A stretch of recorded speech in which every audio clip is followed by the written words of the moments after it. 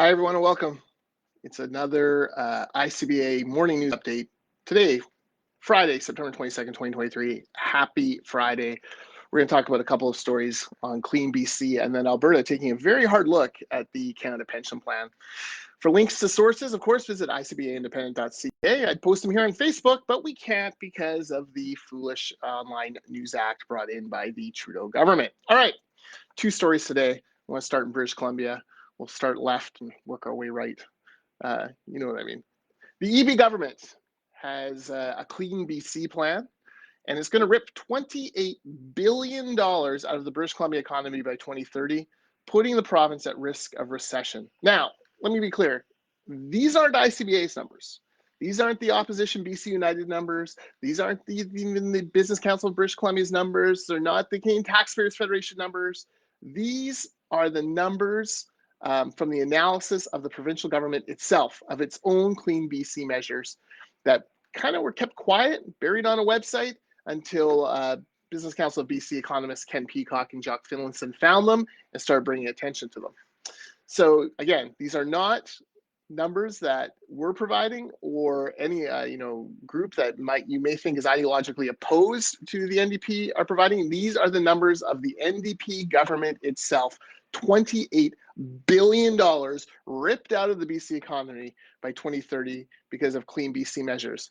Now, these measures include the carbon tax rising to $170 per ton by 2030. You think you're paying a lot for gasoline now? Wait till you're paying a carbon tax of $170 per ton. A hard emissions cap imposed on heavy industry and the fossil fuel sector. Heating options restricted to electricity for businesses and households. And a plethora of other stretch regulations and standards, that's what they call them, stretch regulations and standards, which all result in higher costs. This economic hit will reach across every industry, with heavy industry down 20% and construction and forestry down 14%. So my question to you is this: are you willing to see the provincial economy gutted for these measures? As Peacock and Finlayson write, quote, the government's Clean BC roadmap to 2030 sits awkwardly with its other priority commitments to improve affordability and boost job opportunities, incomes, and overall well-being for households. Again, like yesterday when I talked about how the left hand of government doesn't seem to know what the right hand of government is doing. Instead of working together towards these goals of affordability, they're constantly clashing against each other. This is happening again with Clean BC. And again, I cannot stress this enough. These are not our numbers. They're not Jock Finlayson's numbers or Ken Peacock's numbers, or the Business Council of BC's numbers, or the opposition's numbers. These are the NDP, David Eby government's numbers. Very, very worrisome. Moving right into Alberta. It's pension tension time. I don't know, I saw that in one of the headlines. I kind of liked it, pension tension.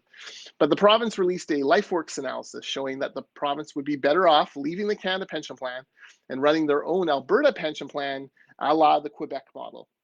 Now, the report does say Alberta should get 53% of Canada Pension Plan assets. That would be $334 billion. There's no doubt that while Alberta has got the short end of the stick in equalization and pension contributions, this CPP exit formula is based on some outdated law that was updated in the 1990s. Don't think that that formula would hold now, but who knows? You never know when you go to court what could happen. But no one really knows yet if there really is a business case to move on from CPP. But more scrutiny on what Ottawa costs provinces, of course, is always welcome.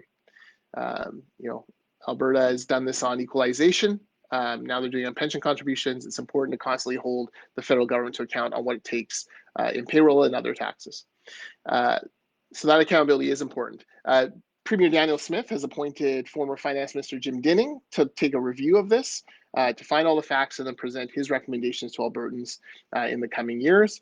This will be very interesting to see, and you can bet that if Alberta starts to make noise, or if Alberta does pull out of CPP, first of all, it'll be a years-long legal battle. Canada would not let them go willingly out of the pension plan. But other provinces will be forced to take a look at it as well. So we'll wait and see what the Alberta government reports. All right, that's it for me for this week. Hope you have a great weekend. I'll be spending Sunday morning watching the Green Bay Packers defeat the New Orleans Saints. So I'm looking forward to that. Whatever your favorite NFL team, if you're watching, enjoy. Otherwise, have a great weekend, and we'll see you all on Monday.